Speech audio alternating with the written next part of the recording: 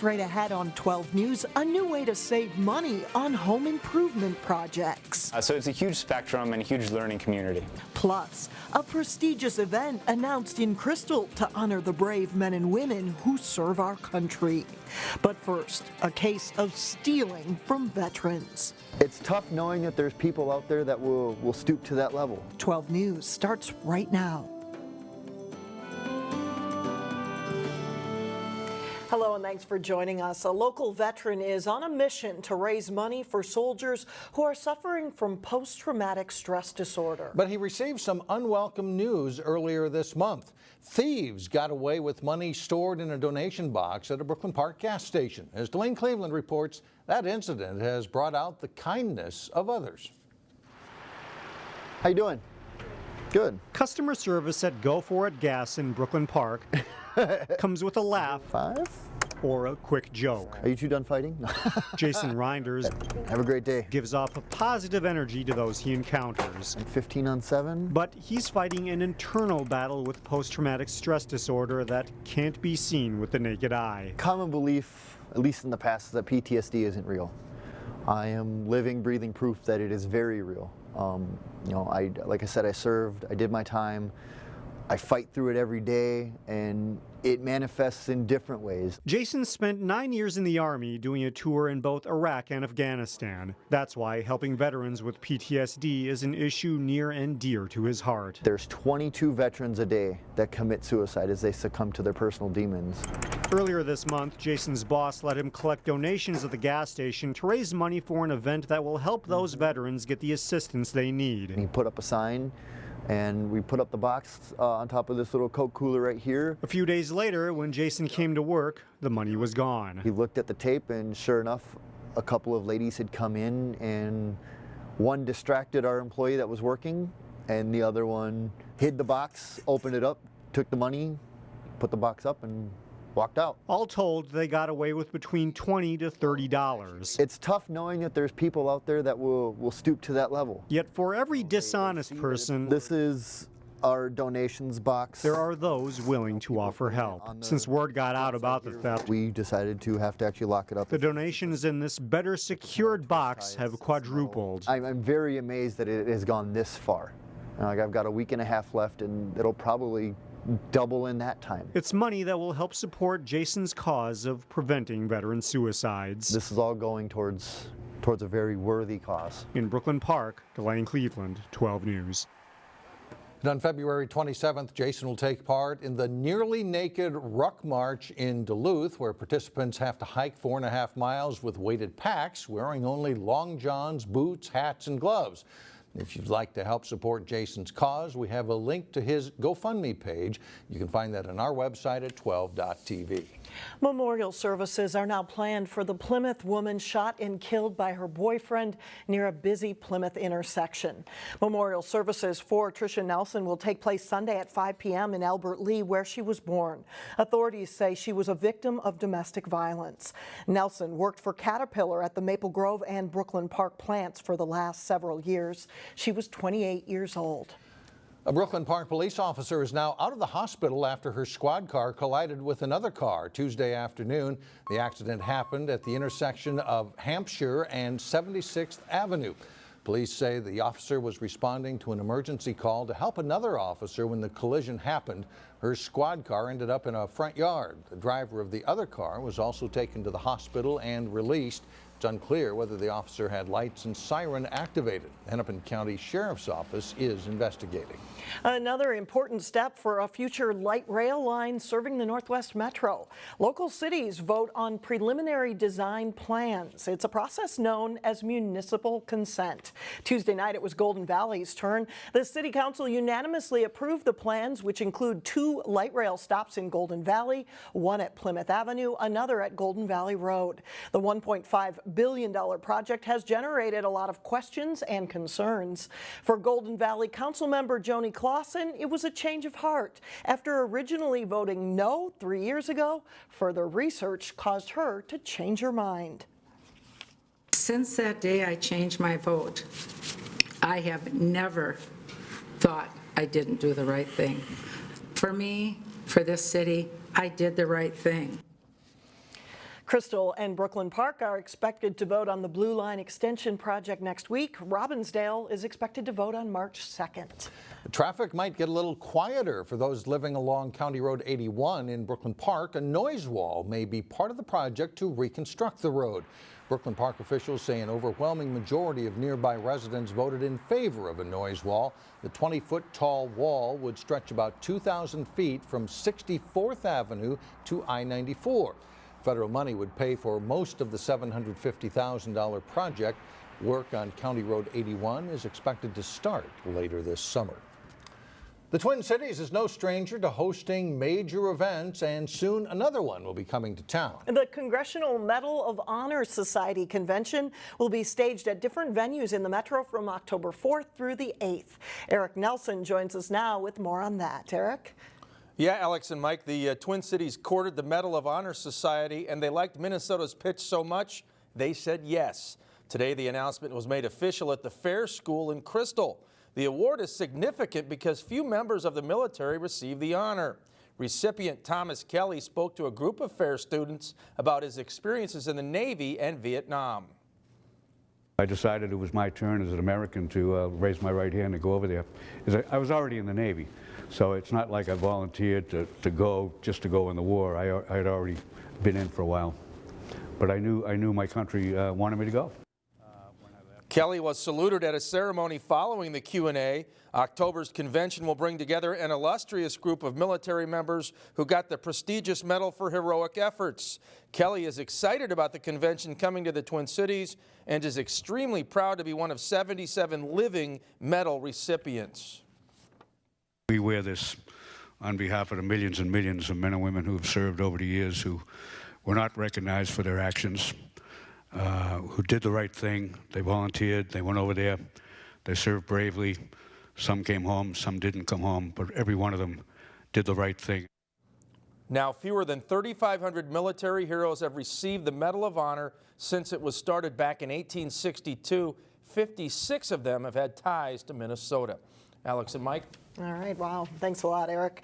Coming up, borrowing instead of buying, a way to tackle household projects that you may not have heard about. Then later in sports, it's rally time for Champlin Park in a key boys basketball game. But first, our snow cover endangered. The melt begins on Thursday.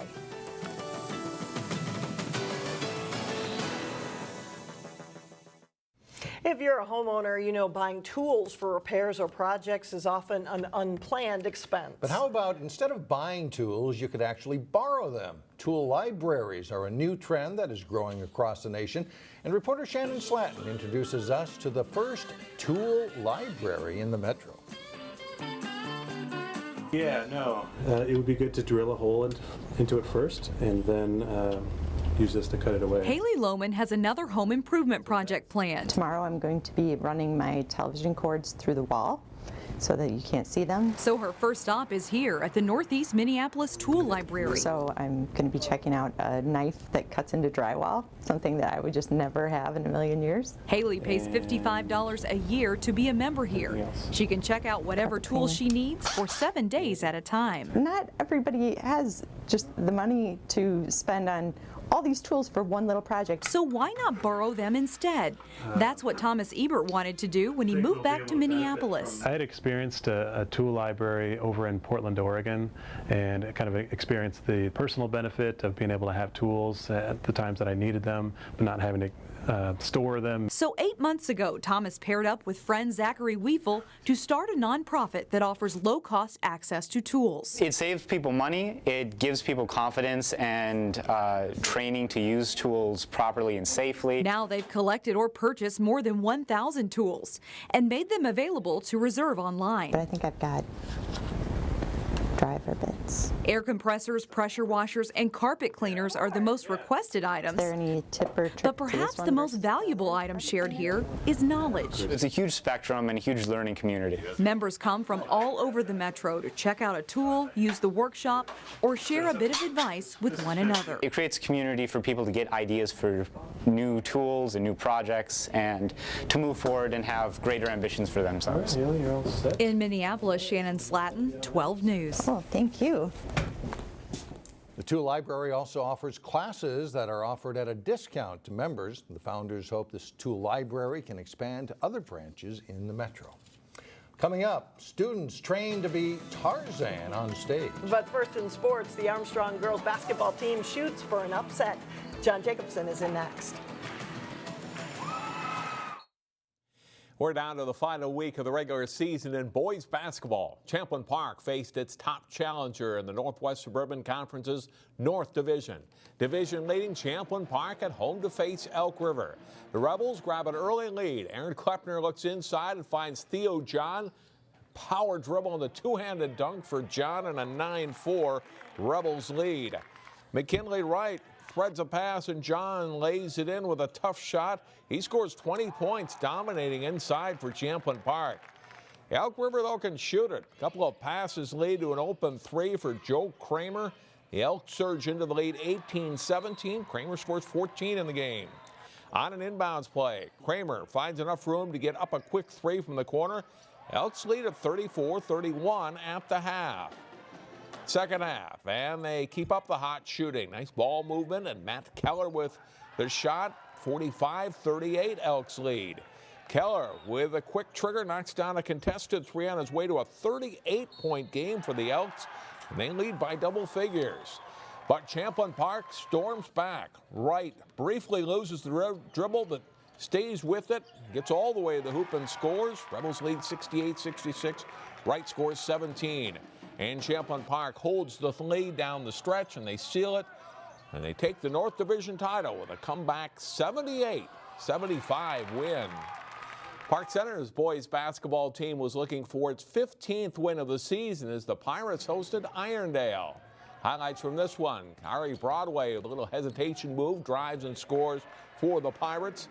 Lucina Kamara runs the break and sets up Derek Ogechi for a three. And Kamara will get a steal and go all the way, and Park Center leads this game at halftime 36-25. Pirates stay in control early in the second half. Xavier Bonner with a three makes it 51-38 Park Center. Khalif Ahmed hits from long range, a 17-point Park Center lead. But the Knights chip away at that margin. Ryan Schnicker scores in transition here for Irondale. Cooper Lundquist hits a long two, and Park Center's lead is cut to 59-53. But Coach Jane Ware's team scratches out the win. Ahmed with another three, and the Pirates win it 72-64. The Osseo girls basketball team is shooting for a division title in the Northwest Suburban Conference. It was senior night at Osseo. The Orioles with 7 seniors, including Kiara Russell, who steals a pass and takes it all the way for a layup for the first score of the game in Osseo's game against Andover. The Huskies don't score until 4.5 minutes in on this nice up and under hoop by Jolene Danninger. Watch the great block coming up by the Orioles' Mina Port on the layup attempt. At halftime, Osseo leads 27-25.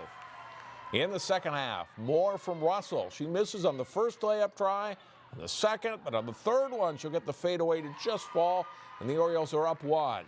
The second half, though, is all about Andover hitting threes. Daninger's three puts the Huskies up 7, 38-31. The Orioles claw back. Check out the nice behind-the-head pass from Port to Megan Lee for the bucket. And Osseo again leads by 1. After the team's trade scores down the stretch, Andover finally puts it away.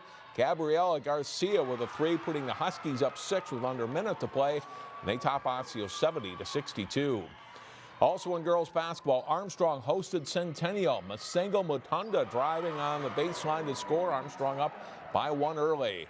Carly Kerschel, good spin move, scores 2 more for the Falcons. She scored a dozen points in the night. But the Cougars will take the lead by halftime. Claire Orth to Taylor McCauley for the hoop. Centennial leads 34-31 at the half. Second half, McCauley drives and then dishes the ball to Sydney Stapleton, who hits the runner off the glass. Cougars up by 5. Back comes Armstrong. Mira Wolf with a three-pointer. And this one will tie the game at 45. This one was back and forth all half. Freshman Jordan Bloom with a three off the inbound to put Armstrong up by 4. Armstrong will go on to win this one. They beat Centennial. Final score 68-63 Falcons. And that is a look at sports for today. All right, thanks, John. We'll be right back.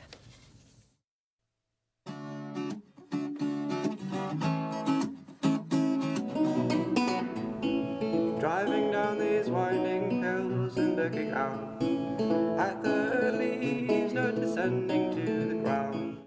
Calling all budding high school songwriters, a national contest is underway locally that could launch a music career. The National Endowment for the Arts is offering a songwriting challenge with a trip to New York City and a published song on the line. Take a listen to some of our local talent.